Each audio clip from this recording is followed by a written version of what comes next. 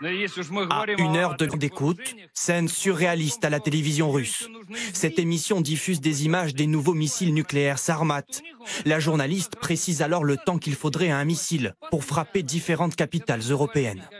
Depuis Kaliningrad, un missile Sarmat mettrait 106 secondes pour atteindre Berlin, 200 secondes pour Paris et 202 pour Londres.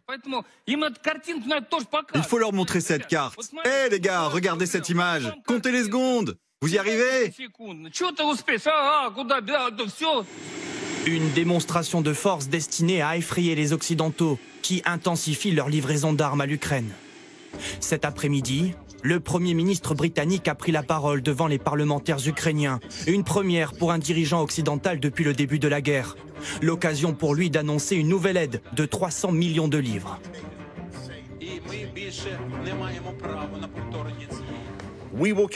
Nous continuerons à approvisionner l'Ukraine aux côtés de vos autres amis, en armes, en financement et en aide humanitaire, jusqu'à ce que nous ayons atteint notre objectif à long terme, qui doit être de fortifier l'Ukraine. Ainsi, personne n'osera plus jamais vous attaquer. Plus gros fournisseur d'Europe, le Royaume-Uni avait déjà livré à l'Ukraine ses missiles Starstreak, réputés pour ne jamais manquer leur cible.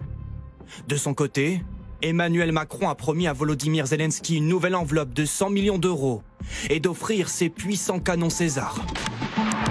Capable de tirer avec une extrême précision 6 obus en 1 minute à une distance de 40 km. Grâce à tout cet arsenal, l'armée ukrainienne se permet même d'attaquer, comme hier, dans le Danube, où 2 patrouilleurs russes auraient été pulvérisés par des drones de fabrication turque. Profitant de l'obscurité, des bateaux russes de classe Raptor ont essayé d'explorer la zone autour de l'embouchure du Danube. Sentant le danger, les bateaux ennemis se sont repliés vers l'île aux serpents, mais ils ont été rattrapés par les drones turcs. Le soutien le plus spectaculaire vient des États-Unis. Les obusiers et javelins permettent aux soldats ukrainiens d'affronter la 2e puissance militaire mondiale. Le président américain a même demandé au Congrès une colossale rallonge budgétaire de 33 milliards de dollars. Nous avons besoin de ce projet de loi pour soutenir l'Ukraine. Nos alliés de l'OTAN, nos partenaires de l'Union européenne vont également payer leur juste part. Nous devons le faire. Nous devons également faire notre part en dirigeant l'Alliance. Et le coût de ce combat n'est pas bon marché. Mais céder à l'agression coûtera plus cher si nous permettons que cela se produise. Les États-Unis le martèlent. Malgré leur soutien, ils ne sont pas impliqués directement dans cette guerre.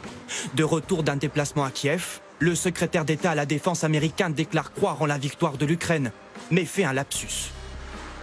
En ce qui concerne les chances de gagner, la première étape est de croire en la victoire. Les Ukrainiens croient que nous pouvons gagner. Nous pensons que nous pouvons gagner. Qu'ils peuvent gagner. S'ils ont le bon équipement et le bon soutien. Face à ces livraisons d'armes de plus en plus fréquentes, Vladimir Poutine s'agace. Durant un échange téléphonique avec Emmanuel Macron cet après-midi, le président russe met en garde les dirigeants occidentaux. L'Occident pourrait aider à arrêter ces atrocités en arrêtant la fourniture d'armes à l'Ukraine. Avec ses missiles à haute précision, l'armée russe aurait bombardé une zone militaire dans le sud-ouest de l'Ukraine. Un site stratégique où était entreposé de l'armement fourni par les États-Unis et ses alliés européens.